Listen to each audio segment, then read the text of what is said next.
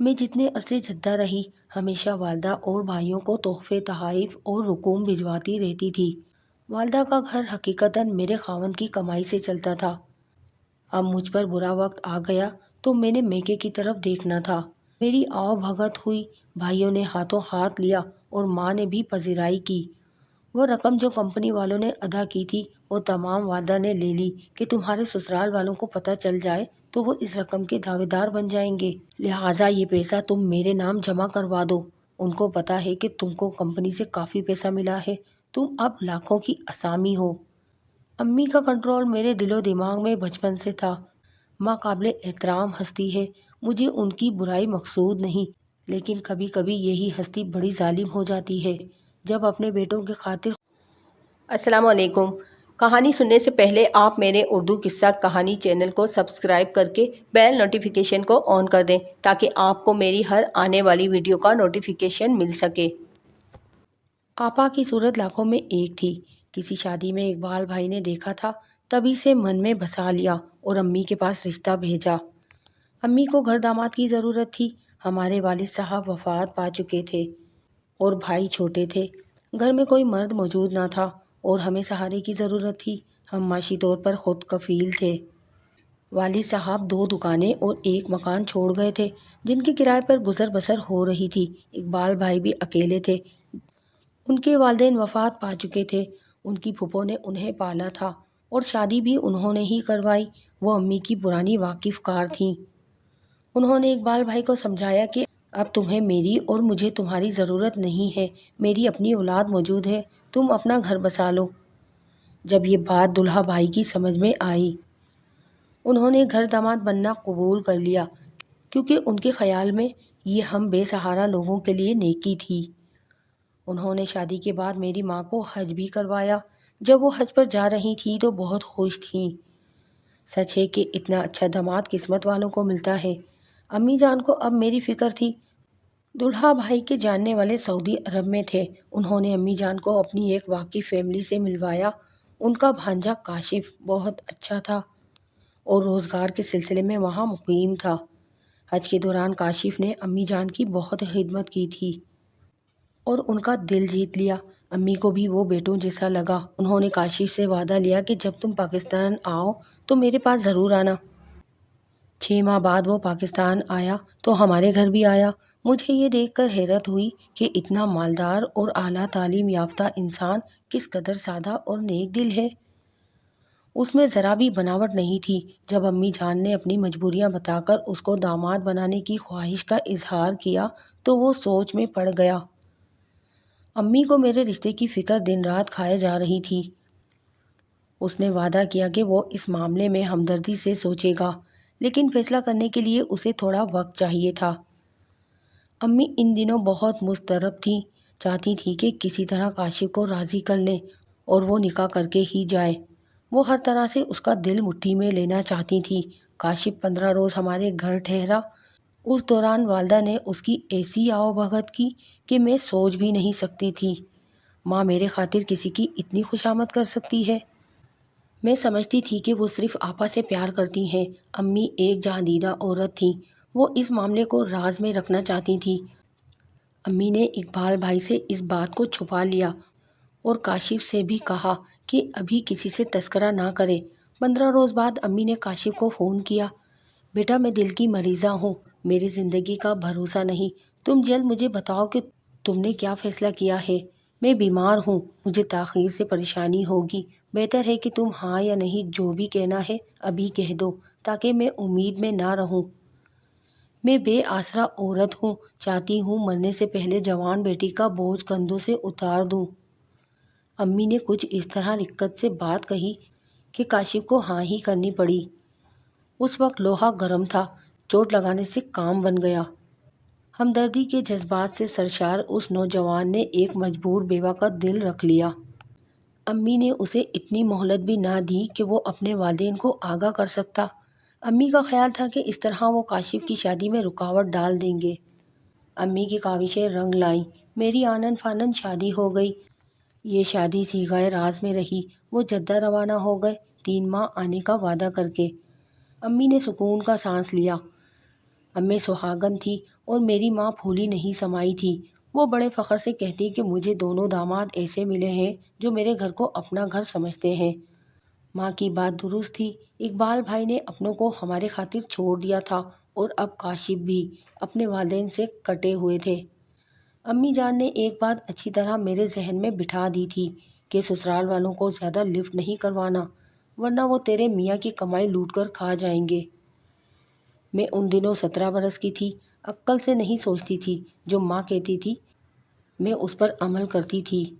امی جان نے مجھے سکھا دیا تھا کہ ساس سسر کے خطوط جوہر تک نہ پہنچنے دینا، وہ اگر رہنے آ جائیں تو ان سے ساتھ سیدھے منہ بات نہ کرنا، ورنہ وہ تمہارے گلے پڑ جائیں گے۔ 3 ماہ بعد کاشف جدہ سے لوٹے۔ انہوں نے والدین کو بتا دیا تھا کہ وہ شادی کر چکے ہیں۔ والدین کی آرزو تھی کہ بیٹے کا صحرا دیکھیں، لیکن پتہ چلا کہ بیٹے نے ان کو اپنی خوشی میں شامل کیے بغیر ہی کام کر لیا ہے، تو سخت آزردہ ہوئے۔ تاہم مجھے دیکھتے ہی ان کی تمام آزردگی ختم ہو گئی۔ تبھی انہوں نے مجھے ڈھیروں ساری دعائیں دی اور سونے کے زیورات بھی دیے۔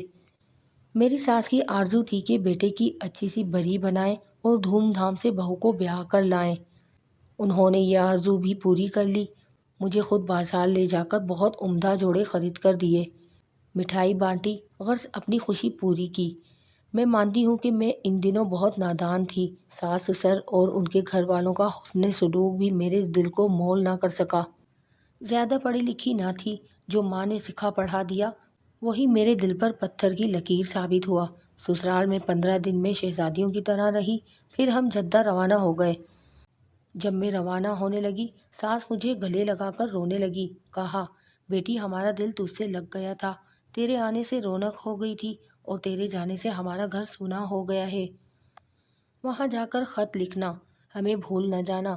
ساس ماں کی جگہ ہوتی ہے، ان کے احساسات کو میں نہ سمجھ سکی، ان کی محبت کو خوشامد جانا، ان کے آنسوؤں اور دعاؤں کی قدر نہیں کی۔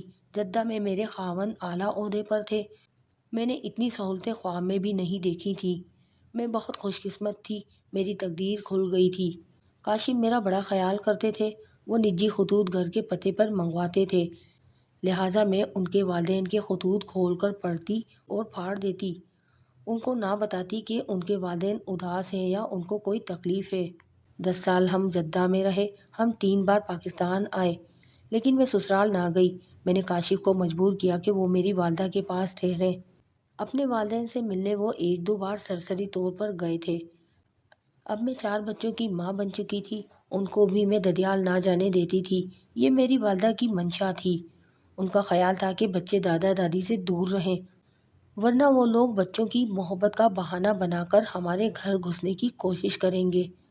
انسان خطا کا پتلا سہی، لیکن جب رونت حد سے بڑھ جائے تو خدا کی بے آواز لاٹھی اس کے سر پر آ لگتی ہے، تب اسے ہوش آ جاتا ہے کہ دوسرے انسانوں کی بھی حقوق ہوتے ہیں، سکھ کے دن تھوڑے ہوتے ہیں۔ میری بادشاہی بھی اس دن ختم ہو گئی جس دن کاشف کی کار حادثے کا شکار ہو گئی اور وہ ناگہانی اس جہان فانی سے رخصت ہو گئے، سارے چراغ یکلخت گل ہو گئے، میرے 4 سو اندھیرا پھیل گیا، میں دیار غیر میں تنہا اور غیر محفوظ ہو گئی۔ ایسے برے وقت میں کاشف کے چند دوست کام آئے، انہوں نے میرے اور بچوں کے پاکستان جانے کا انتظام کیا اور جو رقم کمپنی نے دینی تھی وہ بھی ان کے بھاگ دوڑ کی وجہ سے مجھ کو مل گئی۔ میں جتنے عرصے جدہ رہی، ہمیشہ والدہ اور بھائیوں کو تحفے تحائف اور رقوم بھجواتی رہتی تھی۔ والدہ کا گھر حقیقتاً میرے خاوند کی کمائی سے چلتا تھا۔ اب مجھ پر برا وقت آ گیا تو میں نے میکے کی طرف دیکھنا تھا۔ میری آؤ بھگت ہوئی، بھائیوں نے ہاتھوں ہاتھ لیا اور ماں نے بھی پذیرائی کی۔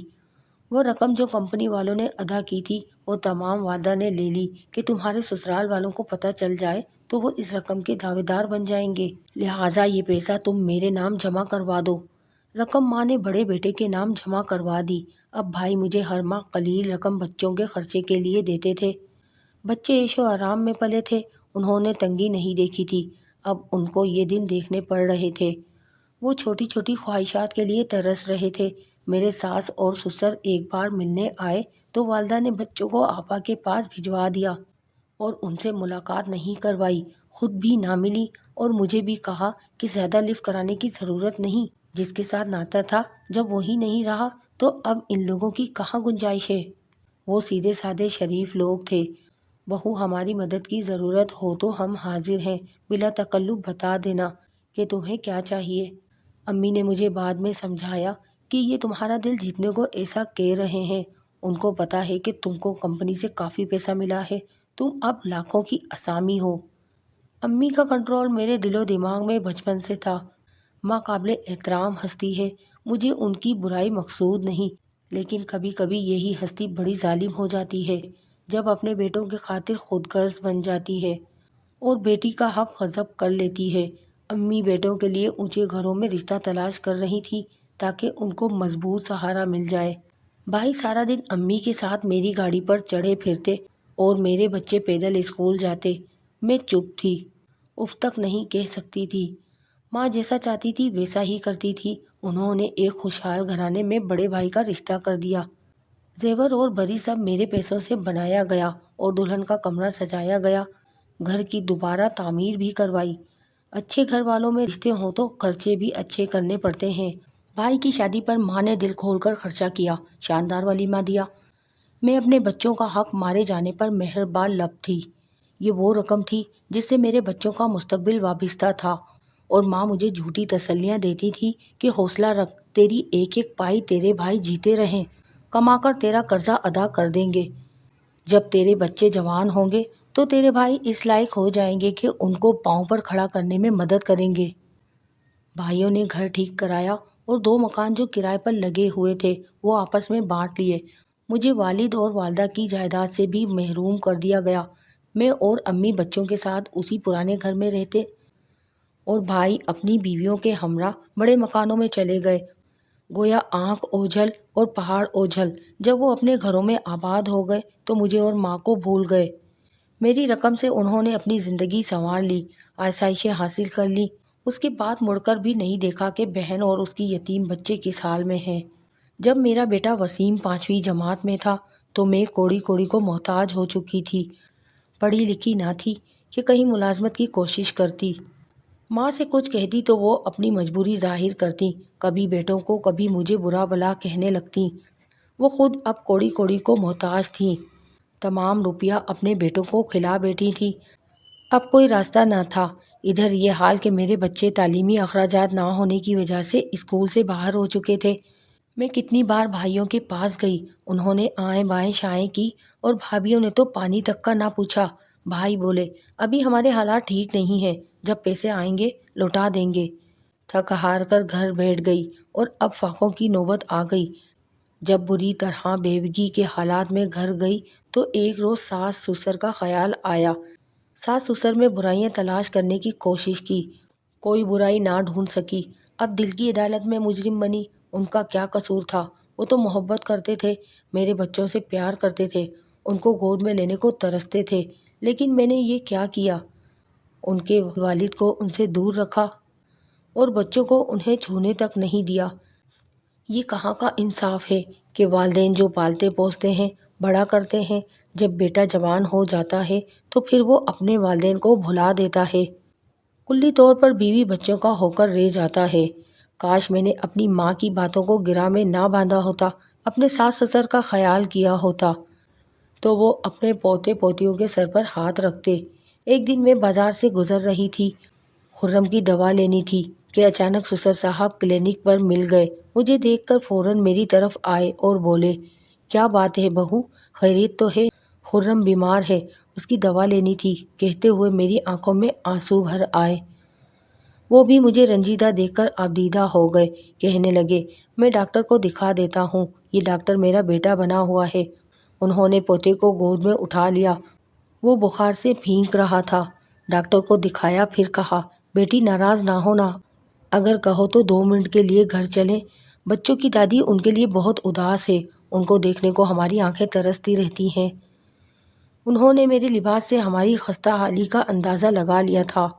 میں ان کے ساتھ گاڑی میں بیٹھ کر ان کے گھر چلی گئی۔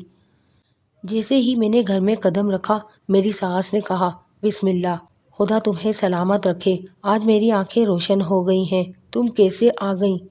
یقین نہیں آتا کہ وہ اپنی جگہ سے اٹھیں اور آ کر میرے بیٹے کو گود میں بھرا۔ سینے سے لگایا، پیار کرتی جاتی تھیں اور روتی جاتی تھیں۔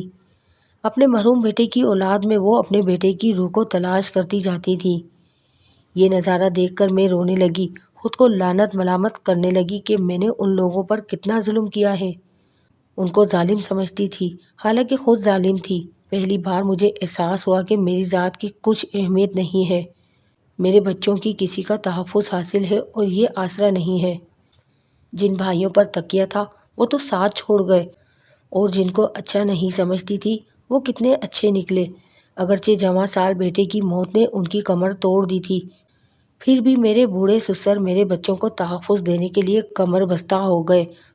آج ان کا ساتھ میرے لیے ڈوبتے کو تنکے کا سہارا تھا، بلکہ انہوں نے میری اور بچوں کی بھرپور مالی مدد کی تھی، اور وہ عزت و تکریم مجھے اس گھر سے ملی جو واقعی ایک بہو کا حق تھا۔ یہ خاندانی لوگ تھے، روپے پیسے سے زیادہ عزت کو جانتے تھے۔ انہوں نے مرحوم بیٹے کی اولاد کو یہ کہہ کر سینے سے لگا لیا کہ یہ ہمارا خون ہے، اور میرے سر پر چادر ڈال دی کہ یہ ہماری بہو ہے اور بیٹی جیسی ہے۔ اس گھرانے کی عزت اسی کے دم سے ہے۔ میں سسرال میں رہنے لگی۔ ان لوگوں کا سلوک میرے ساتھ بہت اچھا تھا۔ مجھے اپنے کیے پر شرمندگی ہوتی تھی، میں خود کو ان کا مجرم سمجھتی تھی۔ ان کو تکلیف دی تھی، انہیں ان کے بیٹے سے دور رکھا تھا۔ اپنے بچوں کو جن سے چھپاتی تھی وہ تو ان پر جان فدا کرتے تھے۔ میرا یہ خیال بھی غلط تھا کہ ان کو دولت کا لالچ ہے، ان کو کسی قسم کا لالچ نہ تھا۔ انہوں نے تو مجھ سے پوچھا تک نہیں کہ مجھے جدہ کمپنی سے جو پیسہ ملا وہ کہاں ہے، بلکہ وہ کہتے تھے کہ بہو غم نہ کرو، دولت چلی گئی تو کوئی بات نہیں، دولت آنی جانی چیز ہے، لیکن رشتے دولت سے افضل ہوتے ہیں۔ میں نے خود ان کو بتا دیا کہ والدہ نے کمپنی سے ملنے والی رقم بھائیوں کو امانت دی اور انہوں نے خیانت کی۔ سسر کہنے لگے، بیٹی غم نہ کرو، تمہارے بھائیوں کی زندگی میں گئیں تو گویا تم نے ماں کی خدمت کی اور تم جنت کی حقدار ہو گئیں۔ میرے پوتے پوتیوں کے لیے ہمارے پاس اللہ کا دیا بہت کچھ ہے۔ اب مجھے پتہ چلا کہ اچھے لوگ کیسے ہوتے ہیں، وہ واقعی فرشتہ صفت تھے۔ میں نے اب جانا کہ میں کتنی خوش قسمت ہوں کہ مجھے ایسا سسرال ملا، اور میں کتنی بد نصیب تھی جو اتنے عرصے ایسے لوگوں سے دور رہی۔ اب سمجھ آیا کہ ساس سسر بھی ماں باپ کی طرح ہوتے ہیں، اور نیکی کا پھل ضرور ملتا ہے، اچھائی رائگار نہیں جاتی، جبکہ برائی انسان کو نفرت کے پاتال میں ایسے پھینکتی ہے کہ آدمی دوسروں کو فنا کرنے کی چاہ میں خود ہی فنا ہو جاتا ہے۔ ہمیں ماں باپ کی قدر کرنے کے ساتھ ساتھ ساس سسر کی بھی قدر کرنی چاہیے۔ آج میرے بچے تعلیم یافتہ اور اچھے مقام پر ہیں تو میرے ساس سسر کے دم سے ہیں، ورنہ میں نے تو ان کی بربادی میں کوئی کسر نہ چھوڑی تھی۔